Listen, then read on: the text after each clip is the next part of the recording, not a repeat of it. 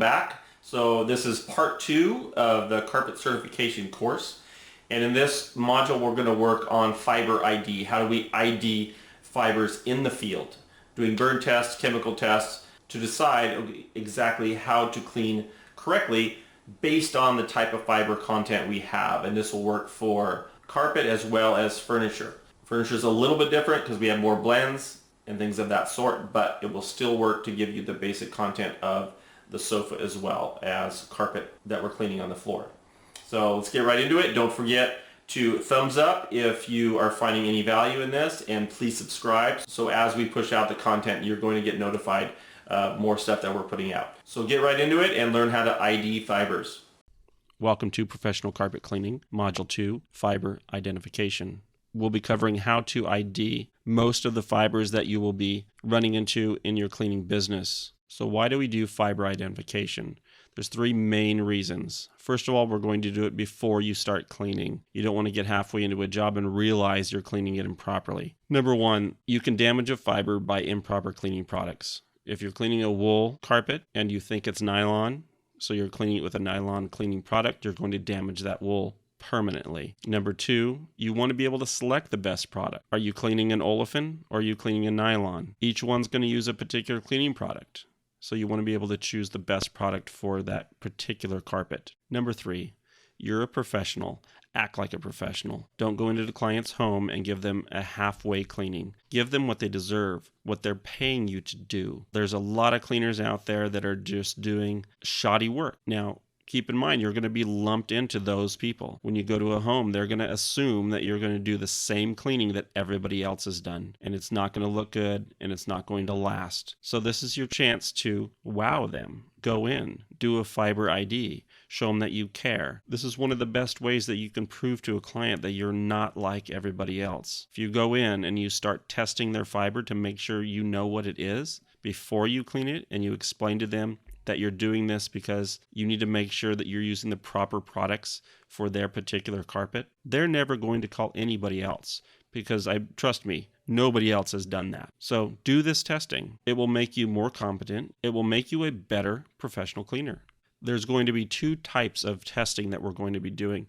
A chemical test and a burn test. Some fibers you won't be able to chemical test, others you will, but you can burn test all the fibers and get a very good idea, a very accurate test, and you could have full confidence what the fiber is that you're going to be cleaning. With a chemical testing, such as olefin floats on water, so that's a type of chemical test. You can see if it floats, you'll know right away it's olefin. Nylon is easy also. You can have a little bottle of formic acid, and nylon will dissolve in formic acid. Same with wool, dissolves in bleach. So some easy chemical tests, some you won't be able to chemical test. With burn testing, also very easy to do, very fast. You need a little bit of knowledge on what the flame color is going to look like, how fast the flame will burn, the smoke, the ash. We're going to be looking at all those in the video. So here's a chart that lists all the fibers that you're likely to run into while cleaning carpet. It goes from wool all the way down to acrylic. We're going to be going over most all of these except for sisal, because sisal's visually you can see that it's sisal. We don't need to test it. So as you look down this list, we start at wool.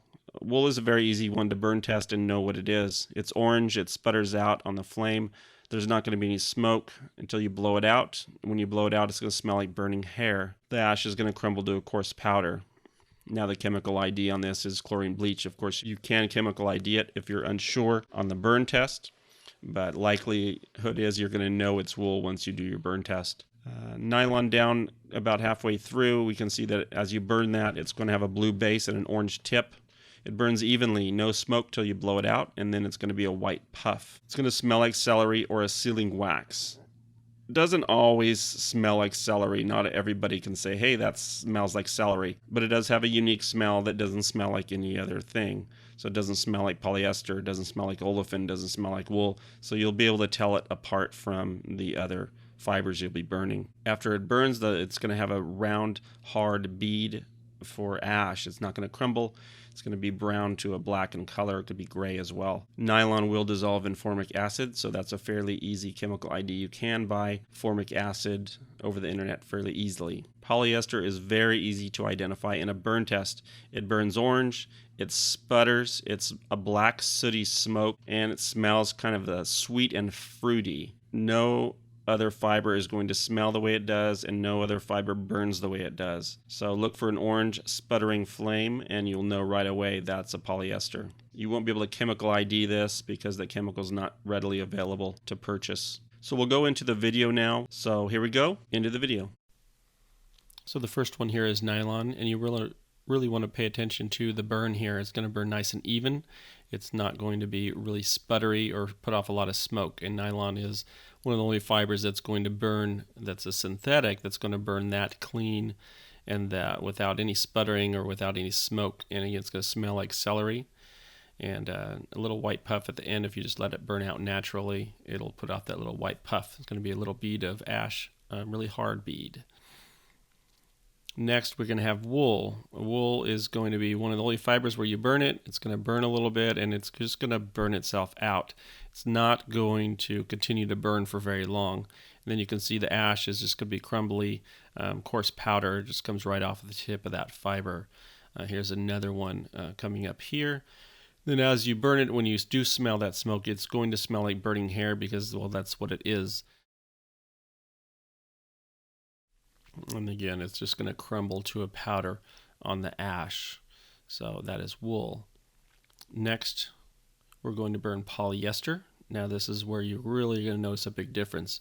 Sputtering, black smoke, sooty. It will smell a bit fruity. Then you see on the ash here, I didn't wait really long enough, but I wanted you to see that it is shiny at the end there. So it's going to be a shiny bit of ash. Here's another view of that different polyester fiber. Again, the black smoke is unmistakable. That is a polyester. Now we have the Triexta, and you're going to notice some similarities here between that polyester and the Triexta.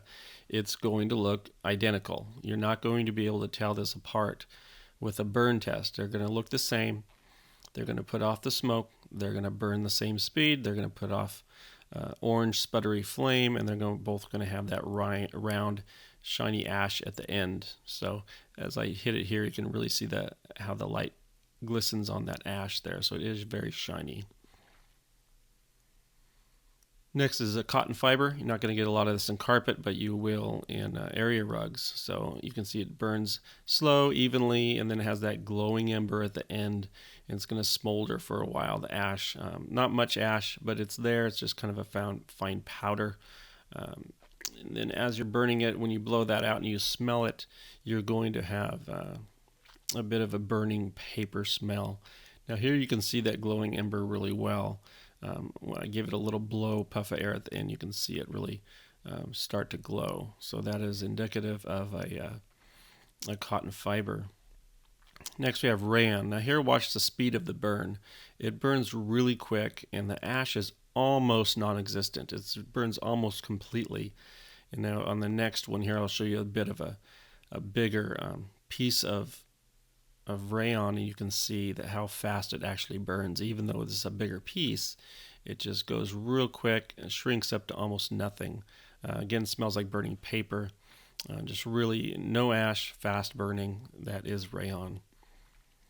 Now here's an acrylic. Again, this is really just area rugs, not a whole lot going on in carpet with acrylic, but this is how it burns. Burns similar to the polyester and the Triexta with that sputtering of the black smoke. The key to recognizing this is the ash and the smell. The smell's a bit like burning meat. It's not going to be sweet like a polyester. The ash is going to be an irregular bead, so it's not that shiny round bead you would get with a polyester or Triexta. It's going to be irregular in shape, and it's going to be able to, if you squeeze it hard enough, it will crumble apart where the others won't. And you can see there's a little bit of crumbliness. Now when we're doing the fiber identification, we have, of course, the burn test and the chemical test that you can do on a couple fibers. But there's also an alternative method, which is the visual inspection. You can really tell on a lot of fibers what it is by visually looking at it. It's going to give you clues as to where you can tell, hey, I know what that is. That's wearing very specifically, and that's a polyester or that's a olefin. So you're going to be able to tell visually on some of these fibers. So let's go into that. Nylon, first of all, it doesn't show a lot of crushing, and it's going to be able to have some fiber distortion. You'll have things like cornrowing, maybe a little bit of matting, and various things depending on the quality of the carpet, but no crushing. It's going to wear the best of all the fibers. So if it's an old carpet and it still looks fairly good, chances are it's a nylon. Now a Triexta, it can also show some wear similar to that of nylon, so some cornrowing and just various little things. Again, little or no crushing involved with the Triexta. Now, polyester, the crushing of polyester is very indicative of what you're dealing with. If it's crushed in traffic lanes, really heavy distortion in traffic lanes, it's going flat on you, it's going to be very common to be a polyester. Most likely, that's what you're dealing with if you have a carpet in the home that's crushed. Now, olefin crushes as well, but it's not found as much in the home. It's typically found in a commercial setting. So if you go into a commercial facility and it's just flat, you're dealing with an olefin. Just know that that's what you're going to be cleaning. It's an olefin. Now, wool. You're not going to have any crushing with the wool, but it can tend to look a little bit fuzzy in your traffic areas. Again, wool wears extremely well. It's just really resilient, but it will tend to look a little bit fuzzy as time goes by. So you'll get that little bit of a fuzzy look. But most homeowners know when they have wool, and they'll tell you that they have wool. So most of the time, we're not going to run into too much wool, and when we do, the customer is going to tell you, I have wool carpet. So now we have Triexta and polyester distortion. Both these fibers tend to react fairly similar. Polyester crushes much more than a Triexta, but they can show some of the same characteristics. So nylon and Triexta can show some cornrowing, both and very similar, but Triexta and polyester tend to exhibit what's called a fiber reversal. And that's what you're looking at here, where you have almost looks like two different colors or some sort of shadow on the carpet. There's no shadow, and the carpet's not wet, but it's actually showing what's called fiber reversal. Those fibers are starting to untwist in a certain pattern, and the half of them are pointed one direction, half are pointed the other direction, and they're reflecting light differently, and it's exhibiting this shadowing effect on the carpet. That's very common in both polyester and Triexta carpets. Nylon is much less likely to do this. It can still do it, but it's much less common. So when you see this pattern, you can do a burn test, check just to verify, do I have nylon, do I have a polyester or a Triexta, and then you can clean accordingly. Now, if it's an older carpet, polyester's going to be more crushed in the traffic lanes, not so much a fiber reversal, but literally just flat. Polyester really tends after about a year. It's just going to be flat in those traffic lanes, and you're not going to see so much fiber distortion as it's just flat. Now, here's another one that you can see. This type of distortion, this fiber reversal, can look like soil. So you can see this carpet has just been cleaned, and you can see there right by that doorway into that hall, it looks like you still have a little bit of dirt. What's that pathway there? And the easiest way to check if this is fiber reversal or if I do actually have some soil still left there is change your angle. What I did here is I just switched around. I'm standing on the opposite side of that area, and you can see now it's actually changing color. It's flipping around. So you can see that little dark spot on the one picture there. That was actually the light spot on the other picture. So if you can see there, as we come around, the fiber reversal is starting to show that, okay, it's reflecting light differently. It's not actually a soil, because where it looked like soil before is now actually lighter than the area that looked lighter before. Now, olefin crushing. Now, this picture here is actually an area rug that's an olefin. Now, it's a longer fiber. Now, it's harder to identify an olefin on a longer fiber because it tends not to go completely flat. Olefin will tend to crush in a very short time. Within 6 months, it can be going flat. But like in this picture here, you have a longer fiber, so it doesn't actually look completely flat. It's a longer fiber. There's more fiber actually holding it up, so it's not going to crush completely flat. But you can see here that it's very distorted. It's really going flat. If that's freshly cleaned and groomed, so it's standing up as much as it can. But it still looks like looks really bad because it's got all kinds of cornrows. It's trying to lay over flat. If it's a short carpet, it's going to look completely flat, just like a board. There's going to be no resiliency at all. It's just going to be flat. But in the longer nap, it's going to almost like you cut the trees off at a base in a forest and they're all laying flat, but each tree is holding the other one up. So it's not going to go completely flat on a longer nap, but if you see this type of pattern, just check it, see what you're dealing with, and clean accordingly. All right, so that's it for Fiber ID. We'll see you again in the next module.